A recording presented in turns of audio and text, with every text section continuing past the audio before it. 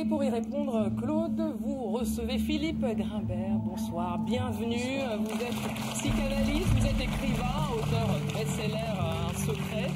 Vous publiez avec Freud au quotidien, essai de psychanalyse appliquée aux éditions Grasset. Le principe est simple, il s'agit bien de lire notre quotidien avec les concepts de la psychanalyse, ça va de la chanson au cinéma, passant par la politique. Claude, votre question. Simple, hein? Est-ce qu'il faut sauver la psychanalyse? Est-ce qu'elle mérite d'être sauvée, cette pauvre science de l'inconscient? Parce que Dieu sait qu'elle est attaquée. Ça a commencé il y a quelques années. C'était le philosophe Michel Onfray qui avait démoli votre statut du commandeur, votre fondateur, votre père à tous. Freud, quel homme horrible, nous disait Onfray. Et puis ça se poursuit. Il y a beaucoup de gens qui se lèvent, qui disent que la psychanalyse leur a fait du mal. Et notamment, on va en reparler, des parents d'enfants autistes qui disent que loin de les soigner, les psys les ont culpabilisés, ils n'ont rien arrangé. Alors on vous pose la question à vous, bien évidemment vous êtes l'avocat de la défense, mais en plus, vous êtes un psychanalyste heureux.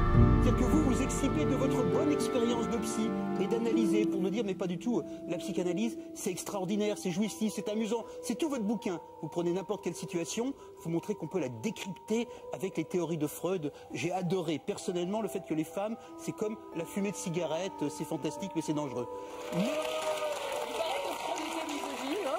C'est intéressant.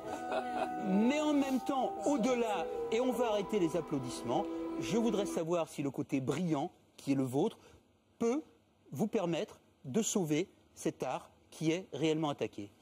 Vous savez, vous avez eu raison de parler de l'aspect analysant ou analysé que j'ai été. C'est souvent comme ça que je commence à essayer de défendre la psychanalyse. Non pas en me faisant l'apôtre de la psychanalyse, de cette merveilleuse méthode thérapeutique et intellectuelle qui permet de comprendre tant de choses, mais surtout de parler de mon point de vue d'analysant. Quand moi-même, je me suis allongé si longtemps sur le divan pour faire l'expérience de ce que c'est que ce voyage au fond de soi-même et de ce que ça peut apporter. Et je crois que dans ce livre, je témoigne à la fois du regard que la psychanalyse peut apporter, évidemment, à tous les grands problèmes de société, et artistiques, culturels, politiques même, mais aussi de ce qu'elle m'a apporté personnellement. C'est pas tellement des solutions que vous témoignez, pardon, c'est pas des solutions, c'est pas des solutions que vous témoignez, vous montrez qu'on peut les lire. Voilà, vous dites il se passe telle chose, ah, avec telle grille de lecture de Freud, ça fonctionne. C'est déjà une façon de dire à quel point la psychanalyse est un outil toujours aussi, j'allais dire, performant, mais surtout subversif, et qui garde tout son tranchant aujourd'hui pour analyser les phénomènes d'aujourd'hui.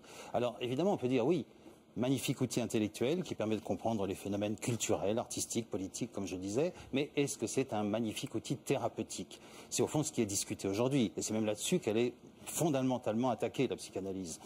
Et là, évidemment, quand je parle de moi, c'est aussi pour dire que non seulement j'ai fait une analyse parce que je voulais devenir psychanalyste, mais aussi et surtout parce que je voulais guérir de mes symptômes. Et que de ce point de vue-là, avec moi, bon névrosé, comme nous le sommes pour la plus grande part, ça a très bien fonctionné. Maintenant, évidemment, il y a un débat aujourd'hui autour de l'autisme, par exemple, autour des pathologies plus graves comme la psychose. Mais je pense que le débat est mal mené et surtout mal intentionné dans la mesure où personne n'a jamais pensé qu'un psychanalyste ou alors... je ne les connais pas tous, pouvait prendre en analyse un autiste comme on peut prendre un névrosé, c'est-à-dire l'allonger sur le divan et lui dire « racontez-moi votre histoire ». Bien sûr que non. Le travail auprès des autistes, la psychanalyse s'y engage dans une pluridisciplinarité. C'est ça qui est fondamental. Là, vous parlez, je vous demande pardon, mais là, vous parlez d'un idéal, on est immédiatement dans le cœur du sujet. Voilà. Les gens ne le savent peut-être pas, il y a des associations de parents, d'enfants autistes. On a considéré en France que la psychanalyse était un outil pour sortir ces enfants de leur enfermement. Ça s'est très souvent très mal passé, on a culpabilisé les parents, on a dit à des parents, mais au fond, est-ce que votre fils a vraiment un désir de parler? Tu parles, il est autiste. On a dit à une mère, est-ce que vous désiriez vraiment cet enfant? Tu parles, elle était déjà traumatisée. Comment est-ce que des confrères à vous, possédant le jargon de votre métier, ont-ils pu être à ce point-là dépourvus d'humanité? Écoutez, je peux difficilement parler au nom de mes confrères, je peux surtout parler de mon expérience et de ma pratique. Et il est vrai que la psychanalyse, quand même, a à souffrir de ce que j'appelle ces péchés originels.